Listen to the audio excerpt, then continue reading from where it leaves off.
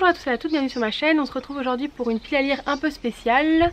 On se retrouve pour une pile à lire non-fiction. Donc je présenterai aucun roman mais que des magazines et deux livres de coloriage dans cette pile à lire. J'ai été faire un tour, j'ai été furetée, j'ai été glanée dans ma bibliothèque de chambre chez ma mère. Parce que là on est dans le gîte mais sinon je suis chez ma mère. Et j'ai été voir un petit peu les magazines etc. qu'on avait et les romans également. Vous voyez dans les lunettes. Donc oui mais j'ai trop mal aux yeux. J'ai été dans ma chambre d'enfance et en gros j'ai accumulé pas mal de magazines que je voulais lire. Et que je n'avais pas pris la peine de lire parce que souvent comme les livres de développement personnel j'achète et après je ne lis pas. Sauf que pendant le confinement je me suis dit c'était un bon moyen, un bon moment de prendre le temps de lire ces magazines et surtout c'est une période un petit peu anxiogène etc.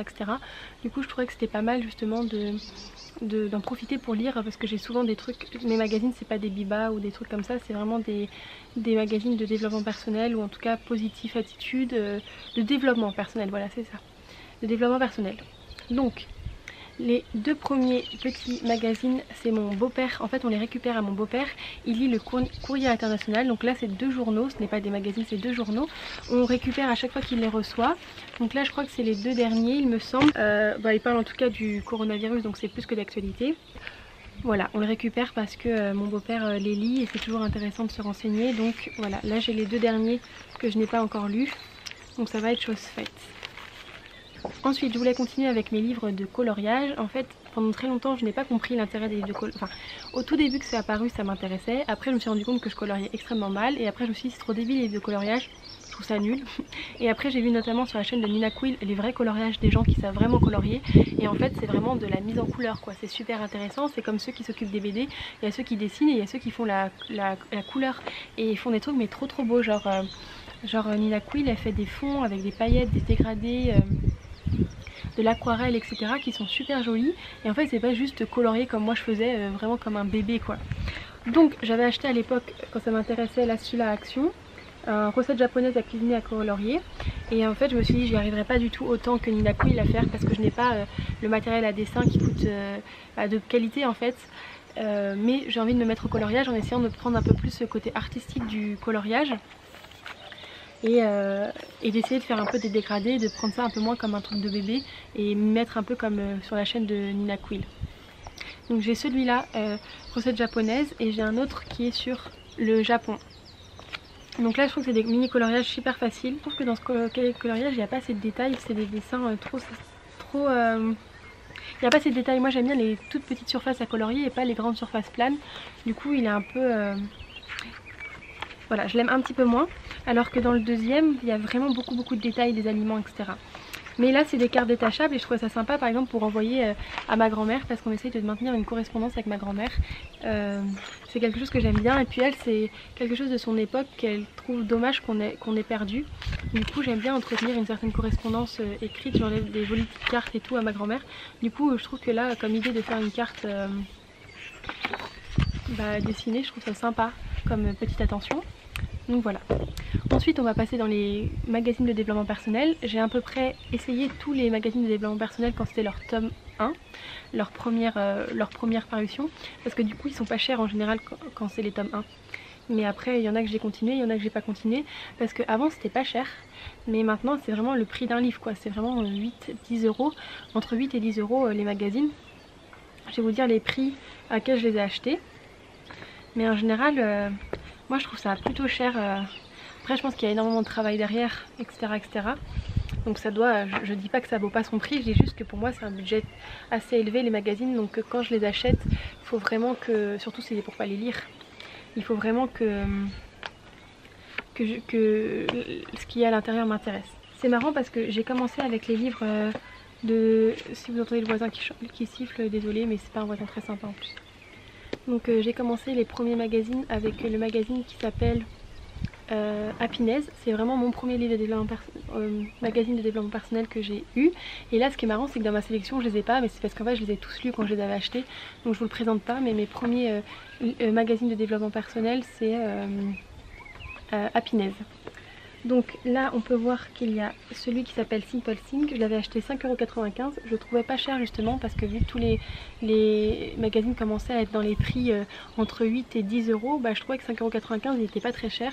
Simple Think, je sais pas du tout ce qu'il vaut, s'il est bien ou s'il n'est pas bien, donc j'ai hâte de le découvrir parce qu'en général si je l'ai acheté je l'ai feuilleté en amont et c'est que forcément il me correspondait à un instant T, donc même si j'ai pas pris le temps de le lire. Normalement il n'y a pas trop de doutes qui vont me plaire, hein, parce qu'en général j'achète pas le livre sans vraiment regarder les articles qu'ils proposent à l'intérieur. Un autre que j'ai acheté clairement, je pense parce qu'il était pas cher, 4,50 €, ça devait être soit le premier sorti, le vraiment nouveau, voilà.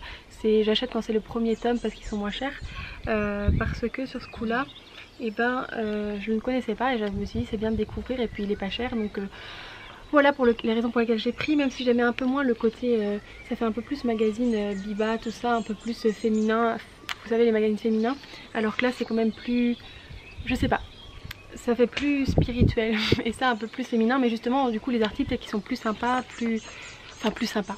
Comment on peut appeler ça, plus interactif, vous voyez, que plutôt que des gros textes. Genre dans Happiness, ce qui me lâche un petit peu, c'est que c'est vraiment des grandes lignes de texte, c'est pas très des gros textes en fait, c'est vraiment pas très interactif, pas très vous savez, rigolo, je sais pas comment on peut dire, ouais, interactif, alors que celui-là il m'avait l'air justement pas mal interactif. Les articles sont assez courts, il y a des dessins, des illustrations, des coloriages, et puis les thèmes qui étaient présentés m'intéressaient bien. Un autre magazine qui était encore le numéro 1, je crois que j'ai pris le 2 et le 3 et ça je les avais lus parce qu'il m'avait bien plu, c'était Respire, et justement je trouvais un peu moins alambiqué justement qu'Happiness, un peu plus interactif, et rigolo et sympa. Mais ils sont tous super sympas, mais il y en a un, faut plus se concentrer et c'est plus long, voilà, je sais pas comment dire. Alors que Respire, je l'avais beaucoup aimé parce que les sujets étaient intéressants, j'aimais bien comment il y avait toujours des petits trucs, des belles illustrations à l'intérieur, et je trouvais que c'était super sympa comme magazine. Du coup j'avais acheté le 2 et le 3, et le 1 je l'avais commencé sans jamais vraiment le finir. Celui-là il coûtait 5,95 € et en tout cas c'est un magazine Respire, lui je l'aime beaucoup.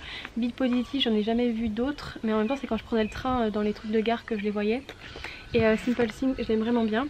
Happiness j'ai un peu arrêté du coup. Et Respire c'est vraiment un de mes préférés, pour l'instant en tout cas. Je vais voir ce que j'en pense des autres, mais j'avais lu le 2 et 3. Vous voyez Happiness, franchement par contre les photos d'Happiness sont vraiment trop belles. Mais les articles étaient un peu longs, c'était un peu plus adulte entre guillemets, un peu moins fun. Mais j'aime vraiment beaucoup. Alors que là vous voyez il y a des petites... c'est tout mignon, tout joli. Je sais pas si vous avez compris ce que je voulais dire, mais en tout cas j'aime bien les deux. Et Respire c'est un de mes préférés. Et le dernier ça a été un hors-série que j'ai pris.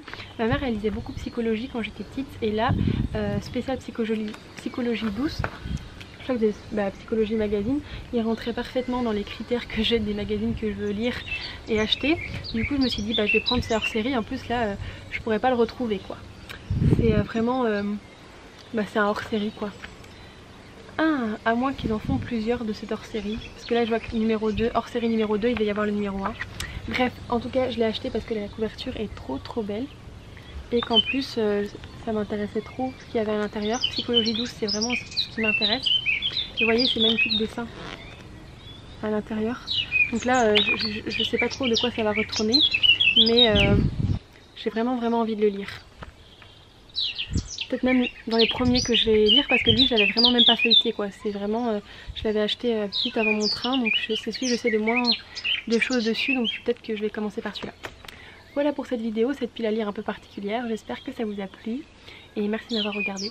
Je vous dis à très bientôt sur la chaîne.